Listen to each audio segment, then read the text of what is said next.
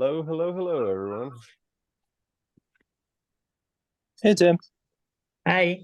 What's up, guys? Anybody else here? Johnny, Pamela. Yep. Hey, what's going on, Dad? By the Hi, way, so Johnny. that everybody knows, I did set up the recording finally. We talked about that, I guess. I'd made a note that we had talked about that. So this is So all currently our recording. profundity. Yes. So all our profundity will be recorded. Yes. If you do not want anything done with this recording, like if we, so it's recording right now, but if everybody decides I'd really rather not, then I will delete it. It will be done, gone forever. We'll never do it again. So, but if nobody says anything like that, then I will pass it on to John and let John do with it as he will.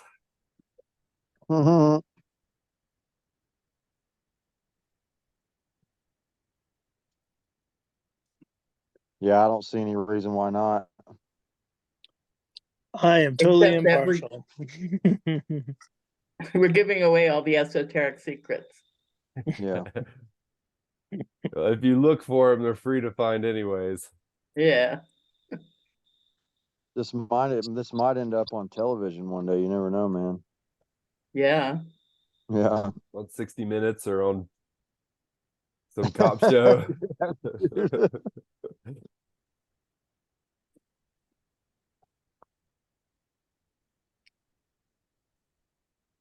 I went to this Asian world market and found these boba milk teas. Dude, they are super good. In a can? Yeah, it's like matcha milk tea, matcha lattes kind of with boba in them. Yeah. Don't get it twisted, man. Maca, and I'm sure you guys all know this, maca and matcha are two different things.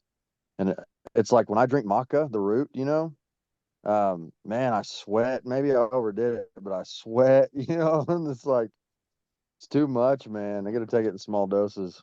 How do you spell it, Johnny? M-A-C-A? Yeah, that's maca, and then there's matcha, which is what the Tim's. tea. Yeah, yeah, yep.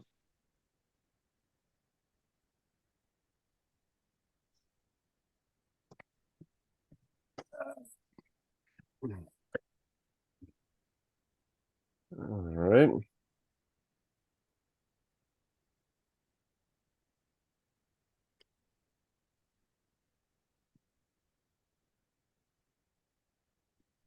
There's the guy from Portland's here. What's up? We might have, hang on, I just checked my phone. We might have a few more coming. Might have to change my name to John. I'm in Illinois right now. So. Cool, man. John G from Illinois. Excellent. Yeah, John from Illinois is different from John from Oregon. Two different people. Part of the spiral of incarnation where everything happens at once in different states.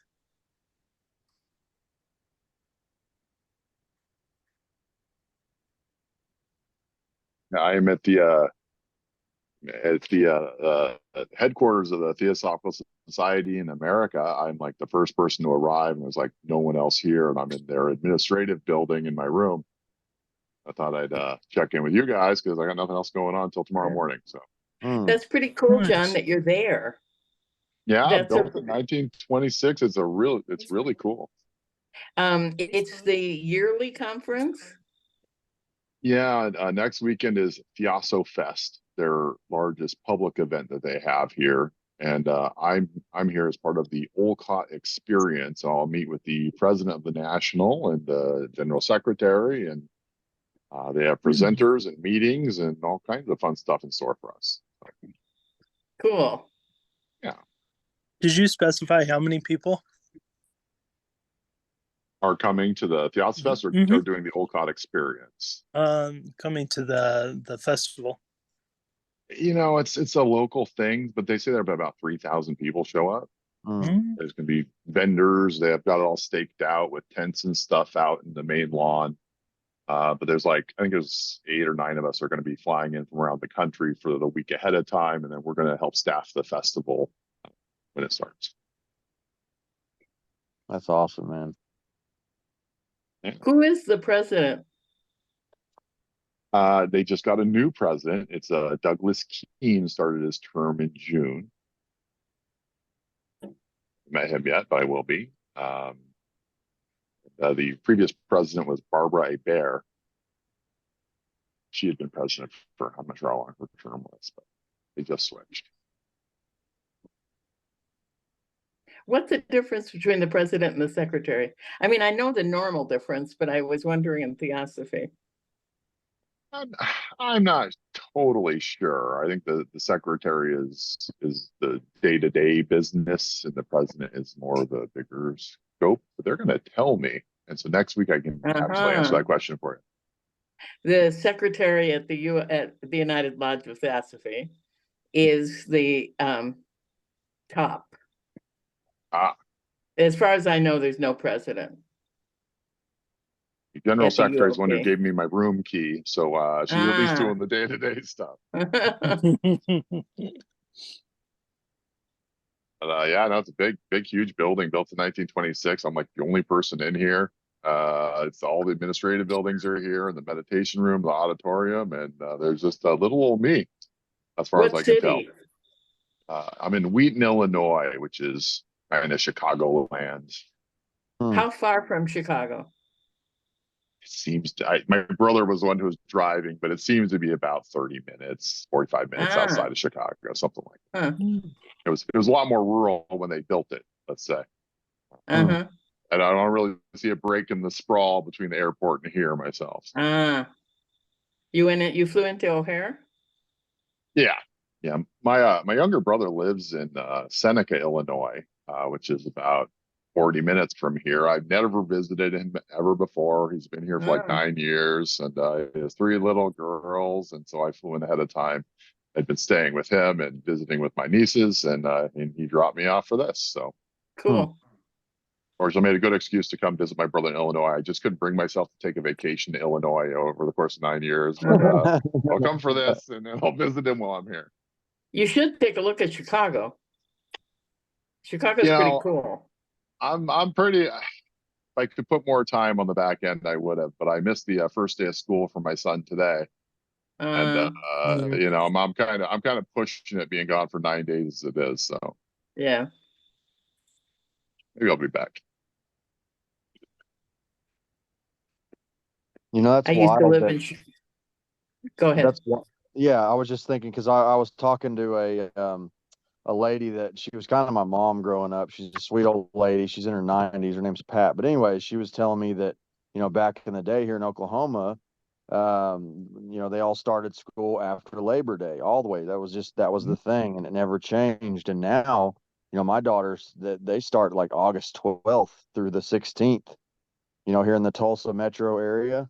Or even outside. She goes to school in Tahlequah, and it's like, they started August 12th, I believe. But don't they get, Johnny, don't they get out in May? Yes, they do. Yeah. Like That's May. why. The other ones get out in June. Right. Okay. No, that's where I grew up in Oregon, and I have never been to school before Labor Day. Just never once. It is. I hear about things like that. I'm like, dude, summer's not over. What are you doing? Like I can't imagine being in school in August when it's like still summer. There's still the state fair. There's still like stuff to do. So yeah, it's just different ways. Yep. Well, I'd like to welcome Cindy to the group. There's also one other person that's messaging me on the Meetup app. I do not know how to work that app very well, and I cannot get the Zoom link to be the correct one. Like, it's an automatic sync between my Zoom account and this Meetup account, and it never works. It's never right. I've tried it on the laptop, I've tried it on my phone, and I have no idea. Maybe one of these days I'll figure it out. But so maybe a lady named Kat might join us. I don't know yet. But welcome, Cindy. So I missed last week's meeting. I'm sure you guys heard. I feel much better now. Did we finish? I may have overshared, Tim. No, you're good, man. Okay. I feel empty, right? So just a heads up, right? There's like the doctors found a couple of polyps and they removed them. And so, but anyways, I've really considered doing like a colon cleanse monthly. So it was a nice experience. It wasn't bad. I just wish it wasn't quite a chemically induced one. But you Yeah. know. Anyways, where do we leave off? Did we finish chapter 3? So Yeah, yeah, we that's finished right. chapter 3. We agreed, since we had a light group last week, that we would just do chapter 4, not surprise anybody this week. Chapter 3 was pretty short. Chapter 4 is pretty short as well. But certainly we were able to fill the time last week, no problem, even with a short chapter. Mhm. Cindy, so we are going through a book called Approaching the Secret Doctrine by Pablo Sender. We're on chapter 4 of that book. If you have it, I guess you can read along. If not, you can just listen in, and I can give you my email address and stuff later if you would like a copy of this book. So anyways, Okay, thank If you have you. any questions, feel free to ask or put it in the chat. yeah, absolutely. Just Okay, thank you. I appreciate it. yeah, no problem. Oh.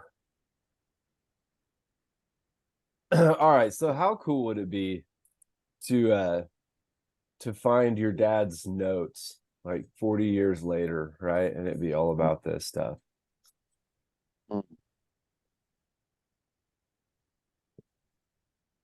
I don't get the reference, Tim. Well, that's what this chapter 4 is. Let's see, in the introductory or whatever. Bowen, what's the guy's first name? First Robert. guy's Robert, second guy's Patrick. Yeah, Robert Bowen, an Irish theosophist, claimed to have participated in a number of meetings that took place in April of 1891, a few weeks before Blavatsky's death. According to him, he recorded Blavatsky's comments and later asked her to confirm the accuracy of his notes. These notes remained unknown until they were published by his son Patrick Bowen over 40 years later. So chapter 4 is Bowen's notes. John, could I ask you a question because you know more about the Theosophic Society than I do? Do you have a Okay. reference to Patrick G. Bowen or to his father? It's who The- they are more? The Bowen notes are very well known. When Blavatsky had the esoteric section and really, kind of got away from the public faces of society, she had a group of students that she was teaching, and they were advanced students doing advanced theosophy, and Bowen was one of these people. Now, the authenticity of the Bowen notes themselves, again, they didn't show up till 40 years later, and it wasn't Robert Bowen who presented them. It was his brother or his son Patrick. Like many things, take it with a grain of salt and decide for yourself, what you want to make of it. But yeah, I've seen many references to the Bowen notes in other places. And I don't know that there's anything written by Bowen himself, but I've seen him also referenced as one of the people in the original esoteric section. What do you think? What's your opinion, personal opinion? People smarter about theosophy than me and more well-read frequently reference the Bowen notes as a way to approach to engage the secret doctrine. John L. Jao, one of the former presidents of the Theosophical Society, and an English professor at University of Georgia, he gives a talk about this that you can find on YouTube. That's pretty compelling, and it was his interpretation of the Bowen notes that I use as kind of my methodology to initially interact with the secret doctrine. So, believe it or not, I don't know. I don't believe anything usually, but do I see value in it? Yes. I know everything that he's written in here is very hermetic. You know what I mean? And honestly, it's even if it's not like direct quotes and notes from something Blavatsky taught, it really is definitely derived from secret doctrine stuff.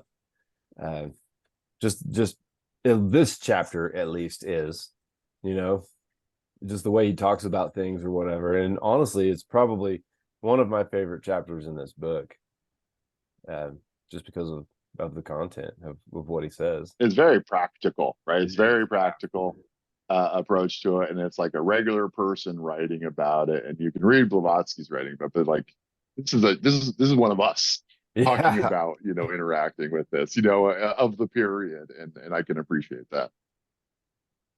Tim, have you read through the book, the entire book? This one, yeah, I've read it all the way through one time.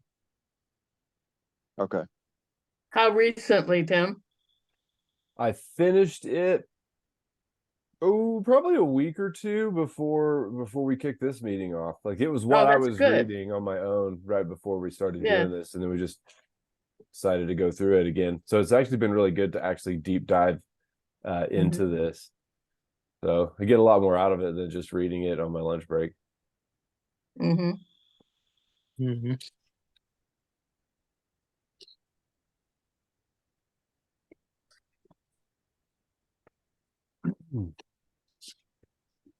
Oh, like the first parts that I underlined and started writing, like every time I go through a chapter, I got a blue pen, right? And I go through and I mark it all up. And so I think where I really started on page 36. Oh, it would be the third paragraph, but the first two are tiny little paragraphs. I like it. It says the world, in parentheses, means man living in the personal nature. So like in the spirit of this chapter, right? Like I've been kind of going through and trying to just take all these little phrases and really just think and meditate on each of these little phrases, right? And like try to just understand and open, just understand exactly what they're trying to say, right? It means man living in the personal nature. So what is personal nature? Like, come on, Johnny, what you got? It's a big deal. It's how you function and on a daily basis. And what let's see, what she does in the SD, if I remember correctly, she capitalizes person when it has to do with the movement of the soul, and uses the lowercase letter when it has to do with the world and what you do in the world. But they're intrinsically connected. They can't be disconnected. But the small p person is how you get to the large P person, and everybody's path is different. Exactly. I like that. Yeah, that was much more eloquent than I would have said it for sure. But it's pretty much what I was thinking. Yes. Small P and big P. That was good. I like that. Yeah, Tim, you called me out, man. So, that's kind of what I was thinking. Like, as I was digging into this chapter, man, it was like, it was really eye-opening, man. And I'm like you, I do this in the morning. It's really quiet in my house in the morning time. The dog's outside doing her thing and chilling, and I'm in here I get up at 4:30 and I don't go to work till 7. So I have a lot of time, man. I've dedicated a lot of time in my morning to really centering myself and slowing down and reading this thing. And I've done that with a lot of books over the past 5 years, and when you ask about personal nature, and you start talking about like, the one, right? The one, we're all one, the same energy that's in me is in him and is in her and all this and so forth. But yet I still have my personal attributes, the things that make me Johnny, right? Johnny's just a name of the guy that I am or whatever. But I have these things that are personal to me. They're personal about me. But I like that small P, big P, Pamela. That was cool. I like that. I'm gonna start using that one. There's a line in the same paragraph, the last line, that says not to anchor ourselves to her as the final authority. This is referring to HPB, nor to anyone else, but to depend altogether upon our own widening perceptions. That has absolutely to do with what we were talking about. Own widening perceptions was my next underlined part. Like I really like the thought of that. I mean, and if you deep dive, if you really ponder on that, what is that? Your own widening perceptions. You know, the more you study and the more you learn, like the broader of a grasp you can get on this stuff. And so that really that really hit me kind of hard on this particular chapter, right? Because hermetics is what got me started on all this stuff. And so they talk a lot about hermetic philosophy in here. And I thought, wow, you know, because that's where my own widening perceptions began. And, you know, and now we're here doing this kind of stuff or whatever. And so that's like before I even knew Blavatsky's words, right? That's exactly what happened to me. You know, I didn't anchor myself to any final authority, right? Like I kind of I moved past that, right? From my childhood rearing, you know, it made me not really kind of want to do that anymore. And so that's what's happening, you know, and it's kind of amazing, man. The more you study, how much differently you think about things and how much more open you are to some of this stuff and just to perceive things in just a way with an open mind, I guess. For sure. I thought, man, one of the things that I thought was, I get it. Well, I think I get it at least, right? And not that there's anything to get. That's what I'm learning too, right? You know, it's like, but you know, she clearly says multiple times, like, I'm not the all-knowing, all-seeing.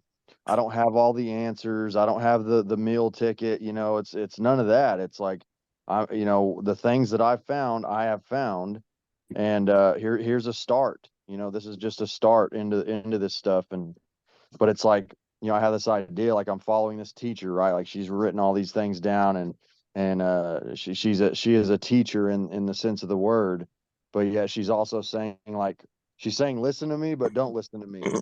Find your own way, right? So it's kind of that back and forth, you know. Yeah, you have to open your own doors of perception.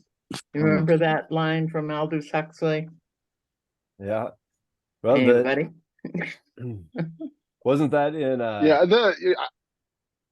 go ahead, John. I just wanted to comment on the small p, big P thing. And you know, it's like, you know, if you're the small person and you're grounded and you're here on the earth and you're looking, you're only going to see so much when you look at something like this. And then if you imagine taking like a drone's eye view, right, getting out of yourself and then taking a drone's eye view and looking at the same thing from that perspective and how much more you're going to see. It's your grounded individuality person view, which is the limitation, and you have to escape that to be able to see the whole thing. And she says, hey, you guys can escape even farther than me. You can send your drone up higher than my drone is and take in even more of this picture. That's totally possible. Like she says, I have my own limitations in terms of how far out of this I can get and how big of a view I can see, and I'm not pretending like I have the whole picture either. And so it says, hey, if you stay as the person on the ground, you're never going to see the whole thing. You're just not in the right spot to see it. And yeah, and that's kind of how I see that paragraph. And I think you're absolutely correct. I'd like to add something to the same idea, which is in art. Cubism is art. Impressionism is art. Abstract XYZ is art. Mondrian painting squares is art. Calder doing mobile forms is art. Henry Moore doing marble sculptures. Michelangelo doing sculpting in marble. Da Vinci inventing XYZ in hundreds of years before the thing could actually be invented because the technology wasn't available as art. Therefore, my point being that there's more than one way to get to X. That's all. Yeah. Well, I mean, top of page 37 in bold letters, right? All capitals. You know, it says lead towards the truth, right? It is not meant to give any such final verdict on existence, but to lead towards the truth, right? Yeah, that's good. You repeated this latter expression many times. Yeah, I have written right out underneath that, Tim. It says, those first few steps in climbing a mountain, man. That's what came to my mind whenever I was reading that part right there. This is just I'm basically standing in front of this mountain and looking at climbing it. You know, that's the analogy that came to my mind when I was reading that part. So I'm like you, man. I've got scribbles all in this. Whoever gets this book next is going to be like, who is this dude that scribbled all in this book, man? You know, like. I've got books like that. I love it. I love seeing like what they underlined, and then it's like, oh, let me take another second and like really think about this. It's like, if I don't get it, what was it you saw in that? Mhm. I always enjoy them. So I actually got a couple of books from Uh, Ron that were had notes all down the margin or whatever, and so you get to read like everything he was thinking while he was going through it. It's pretty cool. interesting. Mm. You all know that Isis Unveiled was written before The Secret Doctrine was written. Not sure if you're all familiar with it. It's almost as big a book as The Secret Doctrine. So I had my copy with all those underlinings and all those annotations and studied it for years and lent it to my daughter. I would never lend it to anybody except a member of the family because I'd be sure to get it back. And it disappeared. It's a tragedy. But but I do believe even when things like that happen, there's a reason for them happening. So You I don't know think whose hands that's in now. Yeah, it could be in the right set of hands, and you just didn't know. that too. Mhm. Well, yeah, right. But the thing is, even if it was in the wrong set of hands, they wouldn't understand my notes because I can go back to my own notes and not understand my notes.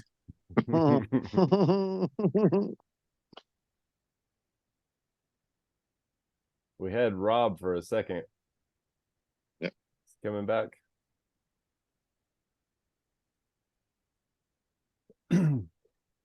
Well, we're about to the first bullet point. What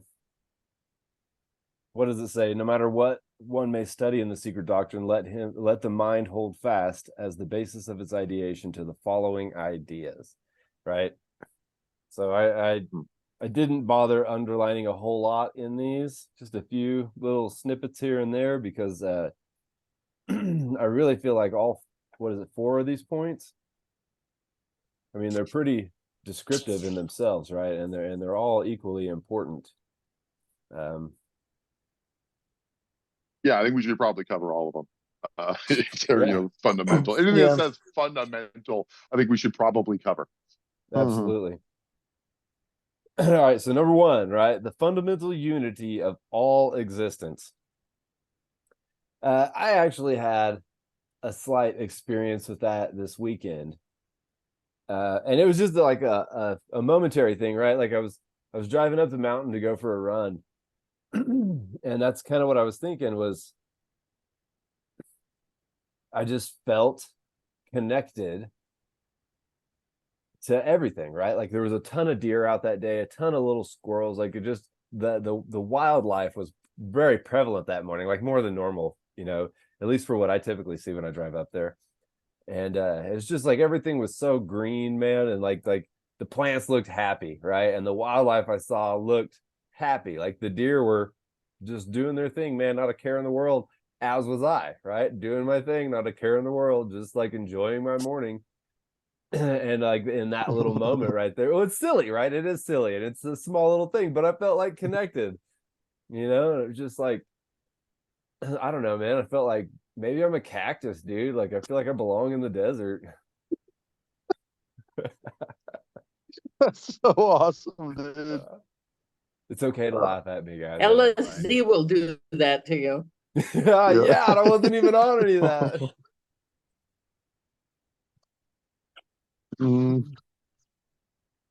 Yeah, so my brother is not into any of this stuff, and trying to explain what I'm doing in Illinois right now is a little bit hard to without like explaining. It's like okay, how do you explain to somebody who doesn't know anything about any of this?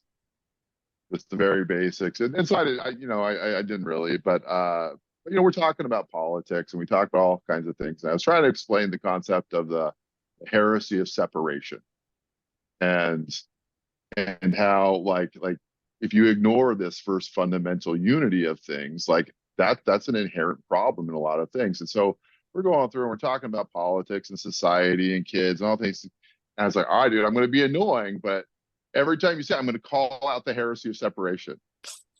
And every conversation we had, an opportunity came up where I said, it's because they see themselves as separate. It's because they don't recognize it, the unity. They don't see the connections. This is where they cut things off and say, not mine, not me, not interested, whatever. And virtually every discussion we had over a wide ranging topics, the core issue was this sense of separation and a removal. And so when she says, hey, if you forget about the unity and you embrace the separation, you're not going to get it. You have to have this fundamental idea in mind. You have to be able to conceive it and have it in mind and go forward from there. Because as soon as you see it's like, well, no, but this isn't about them. This is about other people. Or you slice something, like you're out. You're not going to get it. You have to have this perspective going forward. And I'm telling you, as we're having this conversation, talk about all the world's problems, I just go, well, that's heresy of separation. Oh, that's it's like, it really is fundamental to a lot of things in the book and in life. And if you change this perspective, it changes everything. John, in reaction to that, the note I put for this number one, the fundamental unity of all existence, is e pluribus unum, which is on all our dollar bills. So theoretically, we all believe in this. Well, we say we do. But what's our biggest holiday? Independence What's our Day. biggest what? All right, what's our greatest American holiday? Independence Day, which is, it's kind of separation, right? Oh, absolutely, yes. Us and them. And also Christmas is separation. It's about Jesus. All the Buddhists and Muslims and Amish or whatever are left out of the equation. So this is a real fundamental. If you can start to view things in this way, like look at all the problems. It's like, oh, what's the problem to the political parties? Well, they can't come together, right? It's the heresy of separation. I just reading an article in the Atlantic about if you disagree with the premise. It was really well written article, so I'm paraphrasing a lot here. That we regard the other as the other, and therefore we can kill them. This is why we need guns, because we need to kill the other, the one that doesn't agree with us, the one that doesn't live like us, the one that doesn't think like us. Heresy of separation, but it also applies to animals, every living thing, the grass, the clouds, everything. If you read the book, it's every atom. It's everything. Right. Oh, John, but when you're talking to your brother, if you don't use the word heresy, he might listen more, because heresy is so often associated with religion. If you have a catchier phrase, I'm open-minded to it. It's the one that Tim Boyd, the president of the society, told me. And Judeo-Christian-Murti. Uh-huh. I don't know what else to call it, but you're right. It sounds very religious. It talks about, like, if you start if you don't believe in the unity of everything, right, then you start comparison, because as soon as there's two different things, right, then they compare themselves to each other, right? And it says comparison is incompatible with any idea of absoluteness. Any ideas. Think how many things are based upon some absolute, right? Especially when it comes to religions, right? They're all based on an absolute of some sort, right? But then, like, this is saying that's impossible if you have two separate entities, because then they're going to compare themselves, and there's no room for it. I thought that was an interesting. That's why kids have so much trouble with God, because you can pick it apart. Because, well, is he the God for the Buddhists, or what do you do with these people? What do you do with people who were before Jesus? And you start slicing this all up, and it doesn't make sense. The logic doesn't stand, because the truth is the unity, and it's not. the independent slices that they make. Hmm.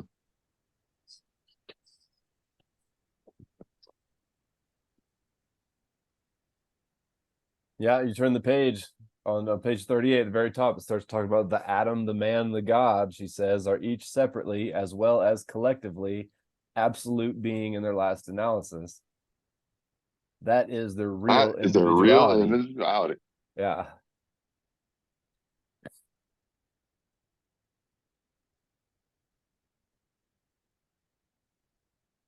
You know, it's like, Yeah, I mean, you know, like that idea though, right? So the idea of everything being one, right? Like you're supposed to keep that in mind while you're studying this thing, right? Like that's supposed to be in your mind. There's a lot of stuff I've noticed that she says is supposed to be in your mind while you're studying, and that's why you got to take it slow, right? So that you can maybe remember that you got to remember these things, you know, refer back to some notes or whatever, and then study the little section. But it even says right here, the moment one lets it go, and it is most easy to do so when engaged in any of the intricate aspects of the esoteric philosophy, the idea of separation supervenes and the study loses its value. You know, so I mean, that's a big deal, right? It's a big deal. So if you forget, you know, to read this with the idea of everything is one, everything's the same, we're all, you know, every living being is cut from the same chunk of cloth or from the same cloth or whatever. Like if you forget that while you're doing it, then this study loses its value. So I would say, yeah, that's whenever I study the secret doctrine, I meditate and I remind myself that I'm Brahman, and I am, and y'all are too. But I remind myself of that, and I try and read it as Brahman, not as John, and because I'm a part of that, right? That's what I am in my absolute individuality. I'm more Brahman than I am John. And so through meditation, I try and self-identify with this, and that's the lens I'm trying to take this in through. It's not through the John lens, but through the Brahman lens, and that's the reminder of the unity. The unity is getting out of myself and then taking it in, and that makes it easier to remember the unity, because Brahman knows about the unity. Brahman knows we're all connected. I have a comment about that. I am Shiva. So if I'm Shiva and you're a Brahma, then what? You're Brahman too. Brahman is the absolute. Brahma is all encompassing. Okay, the way I have it is Brahma, Vishnu, and Shiva. And without the Trimurti, you have nothing, because it's an evolution. So I'm not sure if you're using the word manifest without, yes, nothing is manifest without the Trinity. True. But they are, Vishnu and Shiva are Brahman too, because they emanate from this. And okay, Brahma as creator, Vishnu as preserver, Shiva as destroyer. Without destruction, you don't have creation. Without creation, you don't have destruction. And of course, without either one of those, you have no need for preservation. So as far as I'm concerned, the three are one, period. You cannot separate them. Anybody want to argue it? We're getting a little Hindu here. We're gonna take this offline, Pamela. But you guys are in like Put chapter that to the 25 or side, something, guys. man. it just helps me, okay? It helps me. This is my tool for putting myself in the place. I'm not saying it's dogmatically correct, but this is what I tell myself. Okay, that's fine. Not preaching, guys. I'm just telling you my tricks. Me too. Just on that note, like, I'm trying to think, what would a full day look like if you're thinking as one? I was just trying to reflect on my day today, and it's so broken up as me, them, and it's not at all centered on the existence of one. I know culturally that's part of it, and the work structure is all that's also how it goes. But like yeah, spending those times in the mountain, that's where you have to really focus. I went I hiking missed, today to a place called Starved Rock, and it's on the Illinois River.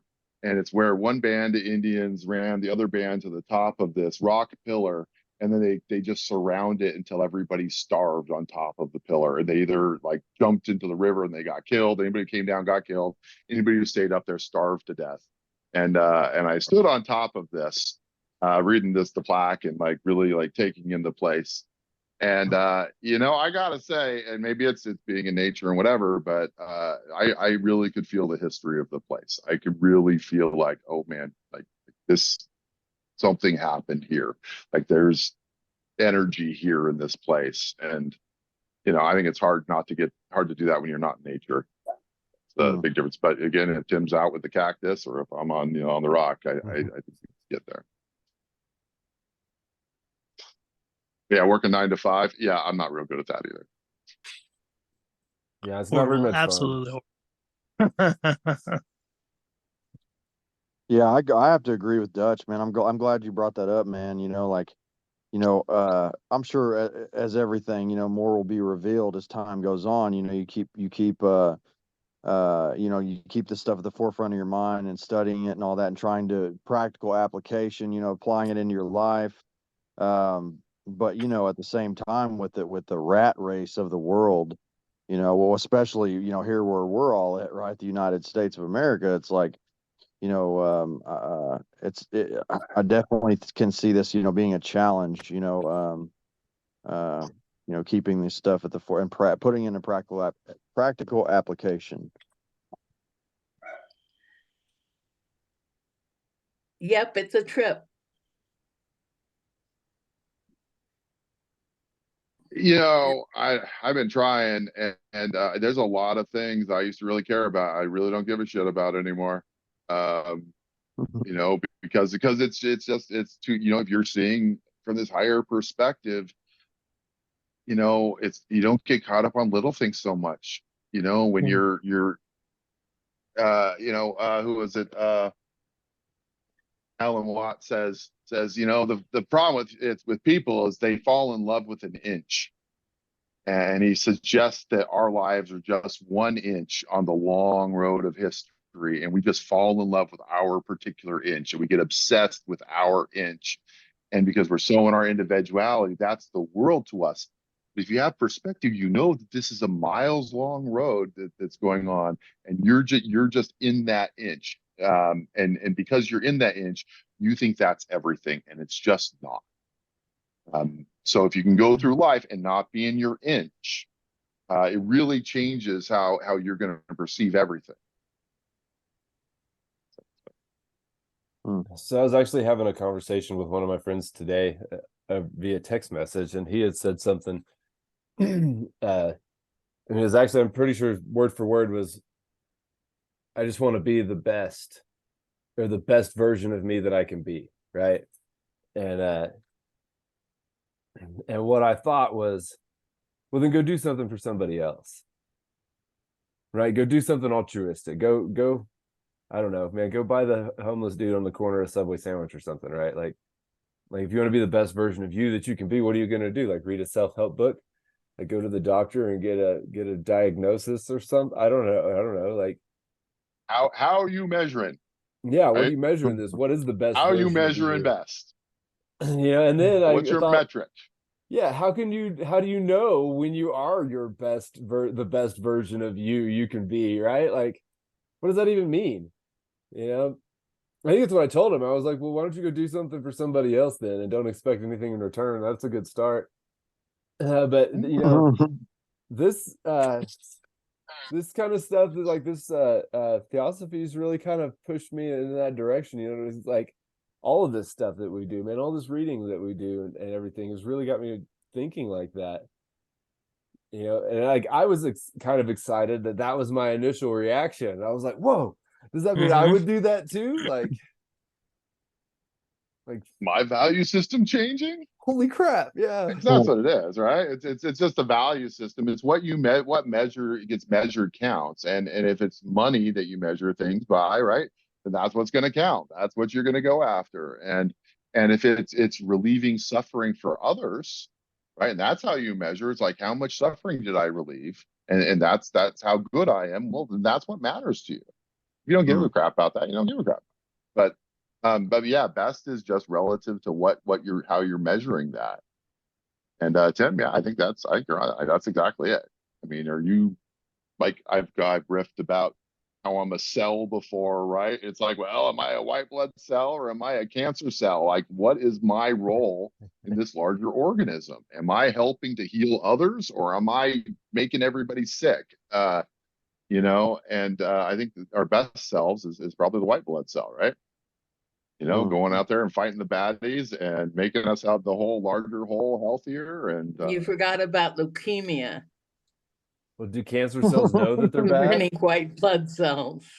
they think they're alienated from the whole. They don't see their place in the whole scheme of things, and that's what makes them cancer, right? They've mutated into something that's not them, and they don't realize, hey, I'm supposed to be whatever kind of cell they were destined to be. They became something else. And I think there's plenty of those people around too. Yeah, Mhm. for sure. For sure. For I like, jumping into that second point, man. I mean, all those were so good. And then the fourth talking about Hermetic, and I'm like, Tim, that's where I shared this before. I really, I mean, I guess just, myself evolving, I really don't know what incited me to buy the Emerald Tablet and the Hermes Trismegistus material and start reading that stuff, man. I just higher knowledge, seeking the truth, like you're talking about, best version of myself, whatever. I just jumped into that stuff. But that second bullet point talking about there is no dead matter, man, in bold, it was like, wow. At the bottom of that little paragraph, I put back to the idea that every cell, every molecule, whether, and I put quote unquote living or not, is eternal energy, right? So there is no dead matter. I don't know why it made me start thinking. I watched this guy. It was he did like a little presentation on, like he was sitting at a desk, and this dude's really intellectual. And I forget what his name is, but anyways, he's sitting at a desk and he's like, every single thing here, this cup of water, this desk, everything is made up of energy, and it's all the same. It's all the same. So when he put it in that kind of perspective, I was thinking, well, yeah, but okay, that's a desk, dude. We are living, breathing, sentient beings, and you're referring to this desk as me and me as this desk, and it's like, no, man, come on, But it really, that's what came to mind. It was like, oh, and I was able to kind of like go back to that little memory, and it's like, okay, everything it's all here, it's all right here, So I don't know, man, that just really hit me. It's kind of crazy to think about, but even like technology and electronics, right? Like all of the components of a circuit board, right, were derived from some mineral from the earth, right? The glass in your screen, the plastic, everything came from something that was at one point in time like a natural thing, a living thing. So just because we processed it and changed it and made it into plastic and glass and circuit boards, does that mean that those atoms are dead now? Or is it just that, energy cannot be destroyed, it can only be transformed, right? So it's just changed into this, right? So when your body dies, you just go right into the dirt, become food for something else or fertilizer or whatever, and so it's not dead, is it? It's just something different. Everything we eat was eaten by something or used to be something else, right? And now it's us. Hey, look at that. That cheeseburger is now me. Yeah, man. All right, back to point 2, right in the middle. It says, therefore, there is no such thing as spaces, right? Spaces like empty spaces of ether or akasha, or call it what you like, in which angels and elementals distort themselves like trout in water.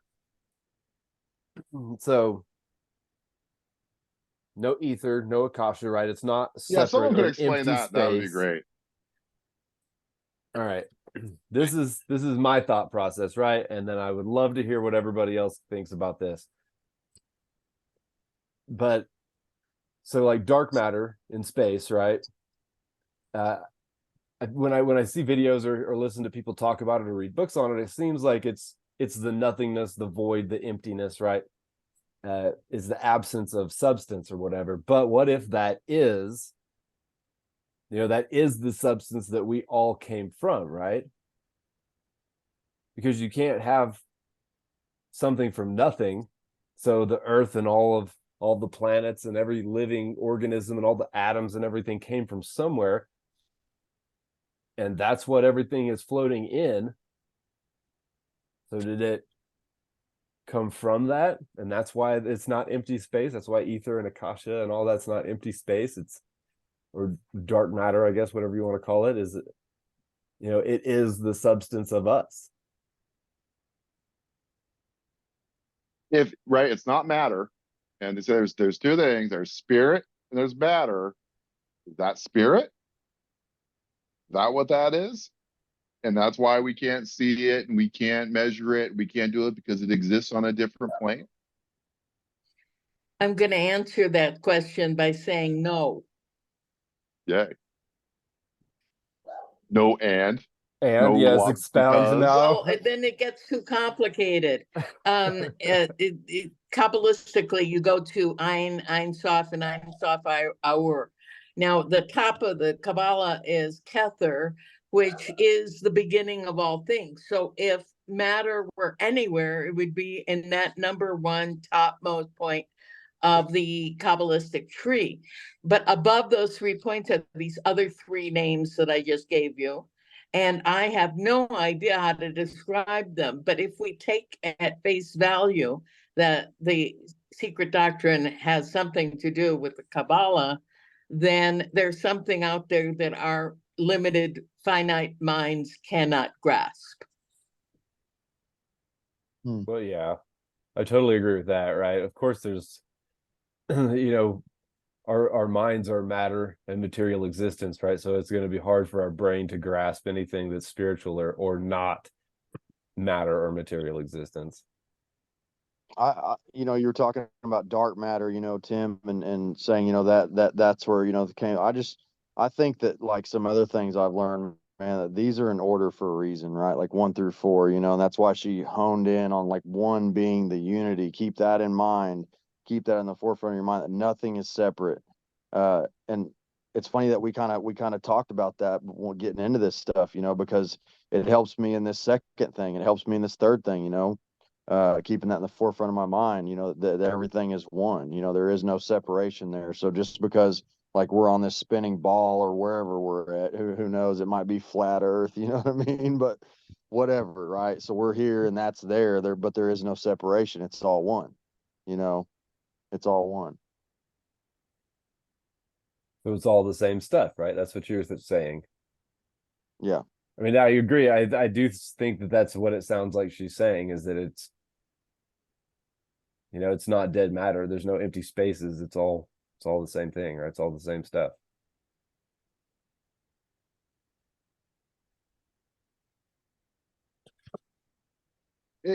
So like elementals, right? And these spirit beings and all these things. Like it's like, okay, it's not like they're all around us like ghosts and we just can't see them. Right? Which is, I think that's what she's saying. That's the wrong perspective to have. Because they're not existing. He talks about them floating through water or whatever, through ether or nakasa.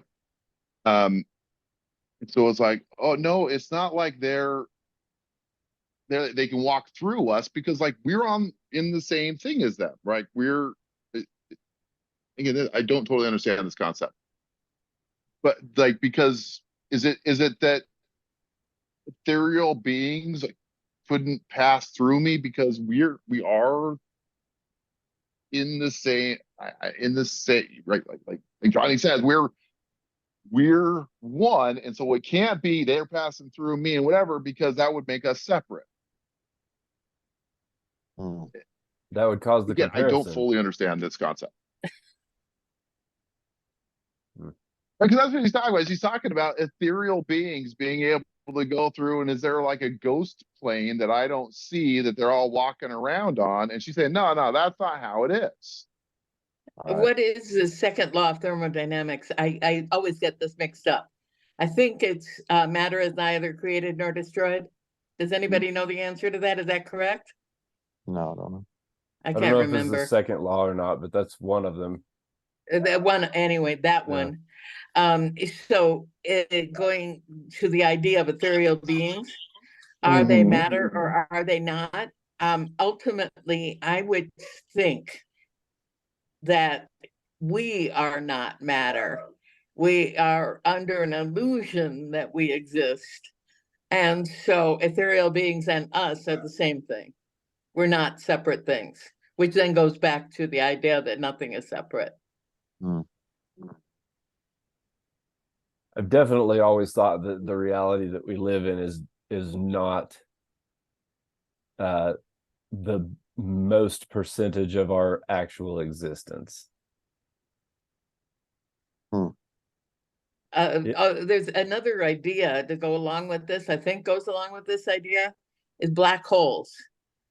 We have no idea what's in there. But they exist. Yeah, that's an issue. I love how we're all going around and we're talking about this idea, and nobody can come up with a definitive answer because maybe there's not one, right? Yeah, Maybe that's there's, good. maybe there's not one to be had, and I think it says in here somewhere. I can remember reading it, like, some of these things you just can't profess. You just can't. You can't even think of the verbiage to explain them or describe them. It's all I don't know, like you come to these conclusions in your mind and you can't really profess them, which leads me to believe that like everybody, it's like we talk about, everybody has to take their own journey and come to their own conclusions. It's funny, we were just all like, well, what's this and what's this and what's this mean? And this is like, you have to come up with your own conclusion. That's what I get from it anyways.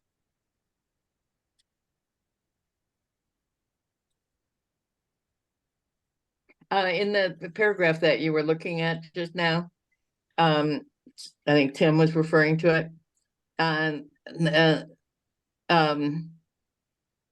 Number 3, neither the macrocosm nor the microcosm are anything but one existence. Great and small are such only as viewed by a limited consciousness. That's exactly what we're talking about. Yeah. Well, even the first line, the first sentence of number 3, like, all right, let's tear this one apart, right? The third basic idea to be held is that man is the microcosm. As he is so, then all the hierarchies of the heavens exist within him. Yep, that's good. Right, here we go. But in truth, there is neither macrocosm nor microcosm, but one existence. Great and small are such only as viewed by a limited consciousness. Dutch enlighten us, huh? Somebody. Explain that one to That me is in what we- layman's terms, huh? That is what we were talking about. It is. The whole conversation. Yeah. It is. Over the last 5-10 minutes. And this is like, great and small are such only as viewed by a limited consciousness, man. And I have felt that so many times, right? Like this anthropomorphic brain is stuck, right? Like, it's like my problem is processing, you know what I mean? Like, I can't process things that I can't experience necessarily. You know what I mean? Yep. And can you experience the entire universe existing within you? I don't know that you really could in a human form, in a human sense, experience that, right? You're going to have to experience that outside of a human form, but I'm kind of stuck in this meat sack here. So man, I truly believe, like, I'm not from what I know of, say, like, like Buddhist monks or people that truly dedicate their lives, I mean, let go of the entire the matrix, right? The quote unquote matrix, and move out in the mountain and don't, you know what I mean? I don't know where I was going with that, but I think that they can probably get pretty close to what you were talking about, Tim. You know, if you were to let go of all of this, right, all of this stuff, I think, and let just and get away, I think that you could probably get pretty close, or at least closer than we're ever going to get, right? With all this material, you know, stuff, but it's all one, you know. There's no separation. Well, isn't that what even Jesus said that to some people or whatever about their how do we get to heaven? He's like, sell everything and follow me, right? And they're like, Mm. oh, never mind. Like, like, dude, have you seen how cool my shit is? Like, Yeah.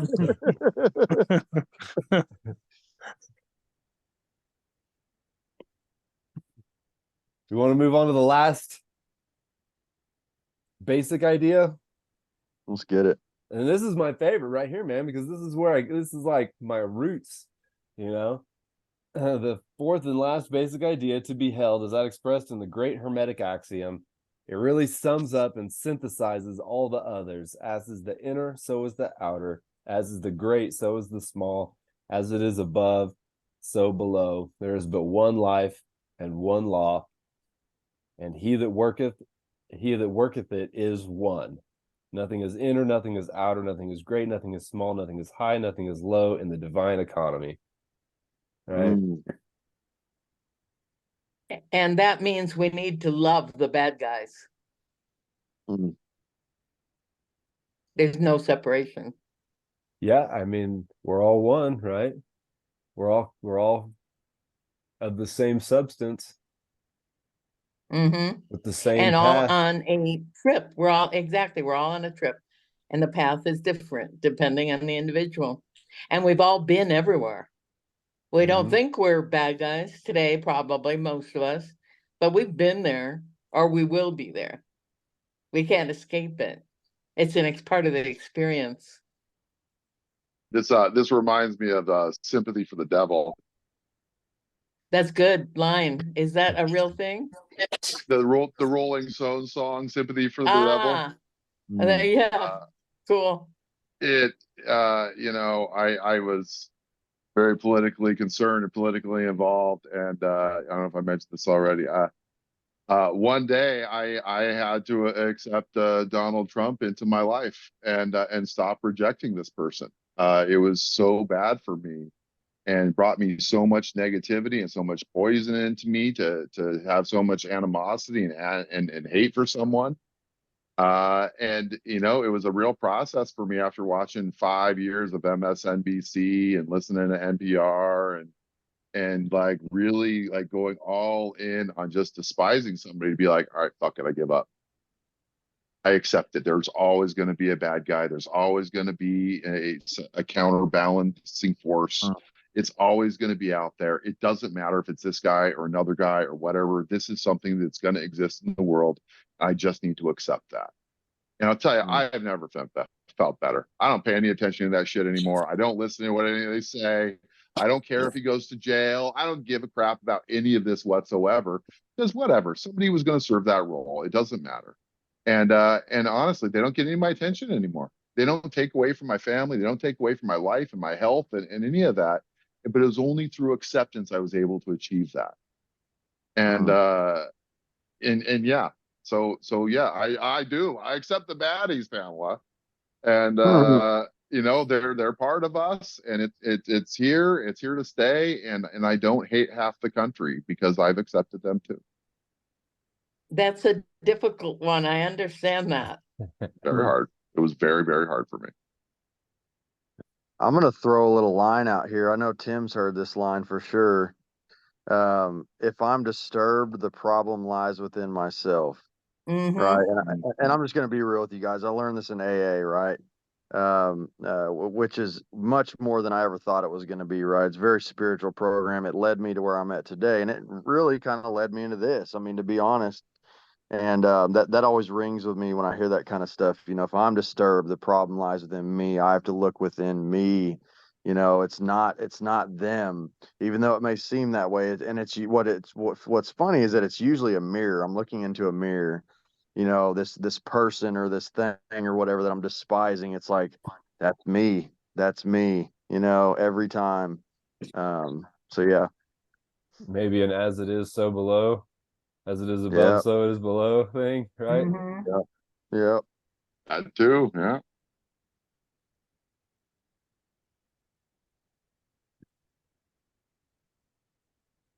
Good stuff, man. And then at the bottom of that, at the bottom of 4, it's this and I'm looking at this stuff with the like John was talking about, kind of from a bird's eye view, right?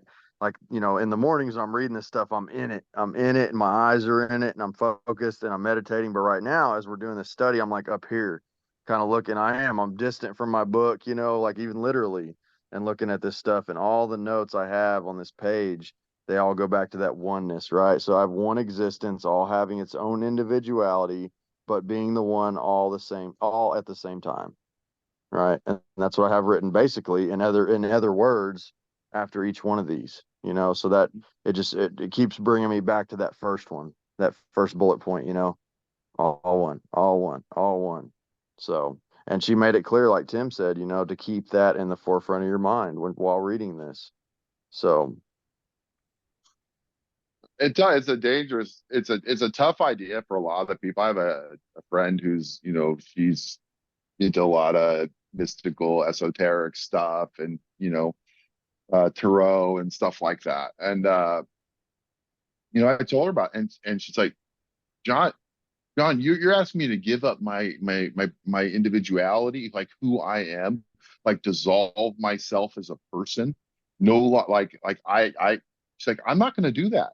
I am who I am. And she is really, really invested in who she is, and she thinks this idea is disenfranchising. And hmm, it's not, it's about giving something up. Like, I'm giving up myself. Now with me, I think I'm becoming something greater by virtue of accepting this idea. But she hmm, really sees it as the opposite, and really found the idea like really threatening to her as a person and to her identity. And that's why more people don't get there, I think, because of their investment in their individual identity, and the fact there is a certain amount of personal sacrifice that comes with embracing this oneness. I mean, hmm, if you really do, you really Remember do the kind of have mo- to sacrifice yourself. hmm. remember the movie Dead Man Walking with Susan Yeah. Sarandon and Sean Penn? No? I remember. Great I with remember it being made. Yeah. Okay, but the point being that you by the end of the film, you believe in his personhood, and the crime he committed was horrendous, and the people that were left after the deaths, the family members, are hateful, and it's very interesting how you come to see this perpetrator as one thing, not as separate. That's what made it a great film. But another wonderful film along those lines is The Taxi Driver. How many people saw Travis Bickle as good guy at the end of the movie, and how many saw him as bad guy at the end of the movie? Same, a similar idea. Hmm. Yeah, if you go to Now, when the you say taxi, go for it.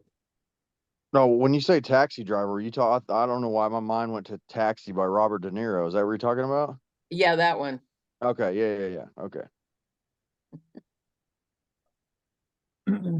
Let's say the second paragraph of the last page right there. As time goes on, these conceptions will form into mental pictures. Has anybody experienced that? Yeah, I will. Yeah. So for whatever reason, my mind is these past couple weeks, I've been using metaphors a lot more, man. Like visualizing things. My fiance and I, she's been reading this behind me, so she's reading all my notes. She's actually, I think, a couple chapters behind me. She got on a little late, but anyways, the point being is that we were talking about this thing, and this trajectory, and I don't know why, man. This idea of an archer, right? The archer, I'm just this arrow and I'm just stuck in this scabbard behind this archer, right? And I'm just sitting there and I'm in this loop. I'm in this loop and I'm not doing anything. I'm not seeing anything, I'm just stuck in the scabbard. But then once I start to dive into stuff like this, right, this kind of self-growth or whatever you want to call it, this awareness, I've been now taken out of the scabbard and I'm pulled back and I'm ready to fire. And then once that arrow is fired, there's no stopping it. Once an arrow has been fired, there is no stopping it. You can't go back. Once you know certain truths and you start to grow and see things in a different light, you can't turn back. You just can't. Not that I can see anyways. Not that I would want to. So just like a bullet being fired from a gun, you can't stop it. So when it talks about these mental pictures, for sure, man, for sure, I've been getting them. There's a warning right after that too, a little bit of a warning. As one works on, one finds that the once admired picture growing dull and unsatisfying and finally fading out or being thrown away. So this is another danger point, because for the moment one is left in a void without any conception to support one, and one may be tempted to revive the cast-off picture for want of a better to cling to.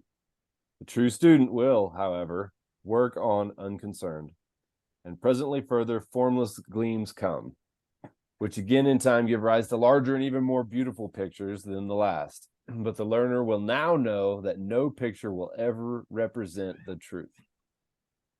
Mm. Right? Like you'll never get the whole picture. You'll never have a complete and full understanding, right? It's just like it's a little bit more. It's always a little more, but it's never all of it.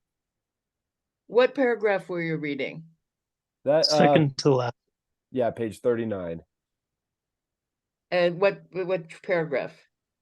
It ends the Middle of last 3. sentence. Yeah, last sentence of the second paragraph, and then Okay. into the top of the third. Mm-hmm. You said you were talking in metaphors. Yeah, like I feel like that's why all these religions use metaphors and stuff. It's just hard to get the point across with just like a direct word. You know what I mean? It's easier to tell a story that represents it and let you glean it for yourself.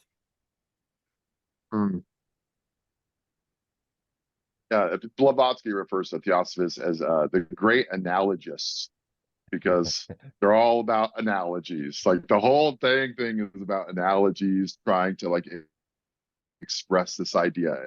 And so as we're all coming up with our own analogies, it's like, oh yeah, man, that's the right stuff. That's what you're supposed to be doing, is have all these your own personal analogies, just trying to like shape out this concept, however it is you get there, but that's the core of it. So yeah, man. With the true student stuff and going back, I thought of like WWE. How I thought it was real when I was a kid. And I remember like arguing with it was WWF when I was a kid, in fairness. But I would like argue with my friends. I'd be like, oh no, man, that's totally real. That's BS. I'd say the whole thing. And I was super into wrestling. I did all the moves with my brothers in the yard and the whole thing. And I remember when I discovered that like wrestling was fake. And then it was a question like, can I still watch wrestling? Can I still enjoy it? And for me, I could never go back.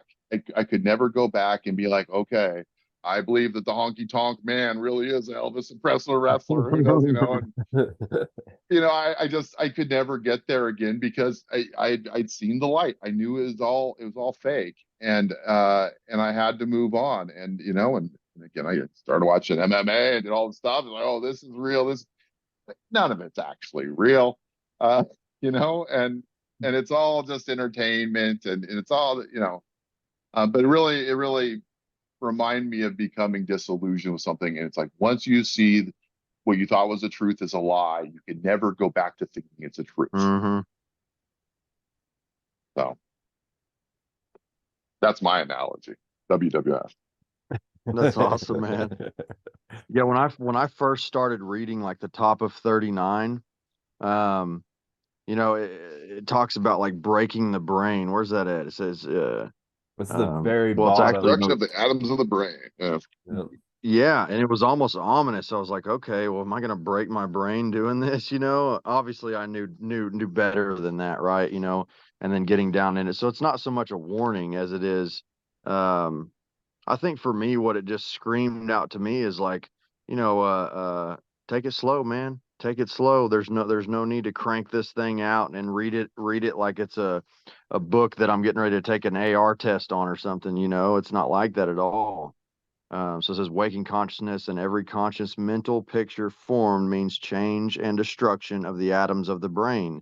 And it's kind of like what Pamela was talking about, the three, right? You have Shiva, who is the destroyer. You can't have creation without destruction.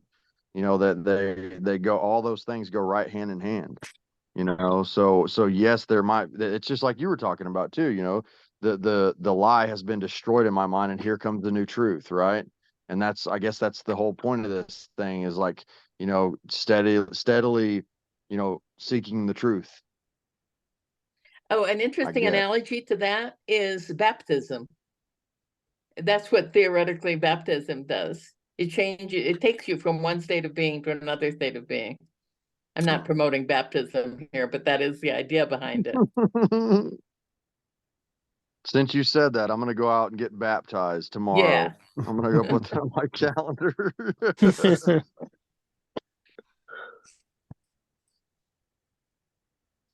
Yeah, I talked about the friend about doing a ritualist thing where you it's really weird.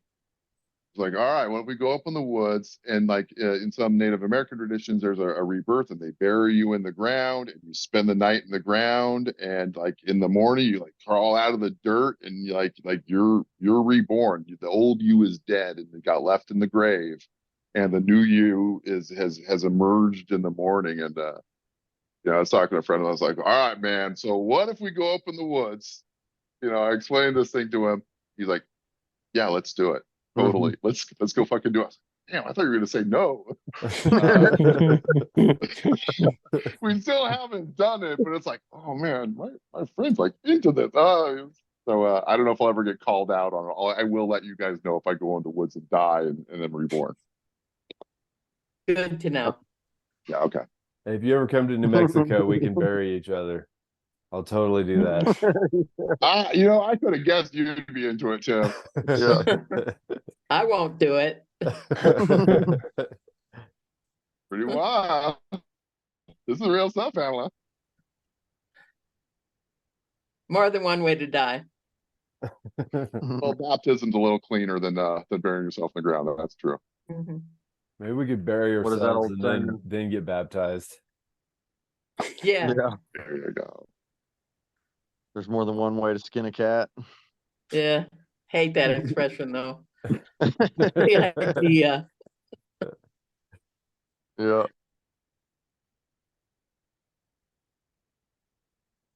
Well, that's chapter 4, guys. It's 9:15, a little late. Does anybody have anything they want to add? Damn, we're over. I didn't realize. We do that every time. It's all right though, man. I really enjoy our flies. conversations. Oh, good. Pamela, I'll just say this real quick before we get off here. Pamela was asking about that Robert Bowen guy, and correct me if I'm wrong, down here at that bottom of page 39, it says Royal Navy. I wonder what that's referring to. Oh yeah, I think he was that commander in the Navy. I think it's Commander Robert Bowen. I think I've seen that. Okay, yes, I see it now. Yeah. Yeah, that was British, right? British Royal Navy. Yeah, it had to be, because we don't call our Navy the Royal Navy. Not that I'm aware of. Could be Thailand. Yeah. Like, he was Irish, so it's probably something like that. Yeah. All right. Is this the meeting? Are we ready to do our little meditation? Well, so we last week we landed on a chapter a week. Seems pretty good. 5's a very short chapter as well. Are we still good with just doing chapter 5 for next week? I am. Yeah, I think like so. the short chapters too. We Yeah. can actually really get through them. I feel like with some depth. Yeah. Yeah, that's what I think. What you said. So for future reference, are we kind of hinting to the fact that we may be doing like parts of chapters, the bigger chapters, the more complex chapters, probably going over like a couple pages, 2, 3 pages? Is that what we're suggesting? I would think if the chapters, if it's a big one, maybe just still call it a chapter. But if we only get halfway through it, we could just put a mark in the book and pick up where we left There off you the go. next week. Yeah, but Cool. just for general rule, call it a chapter a week. Most Yeah, of them aren't more okay. than 10 pages, so Yeah. you can look at the contents.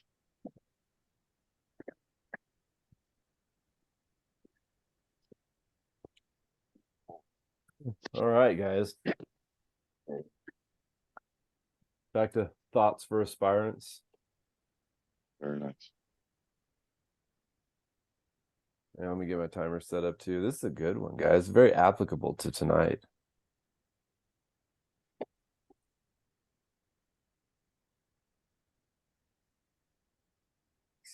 All right. When you discover for yourself, however dimly, that you are rooted in something that is infinitely vast and potential, you have found the soil wherein you grow unconsciously into a most wonderful tree, the tree of life blended with knowledge. 2-minute meditation.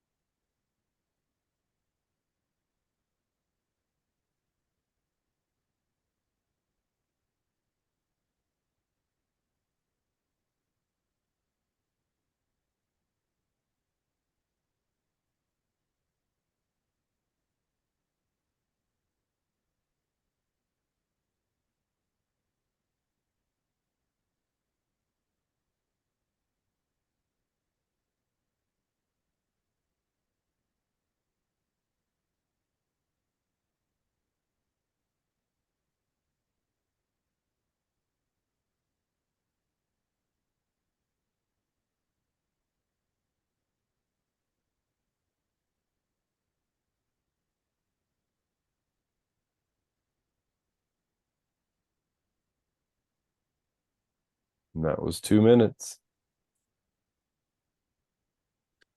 See y'all next week. See you Next guys week it next is. Tuesday.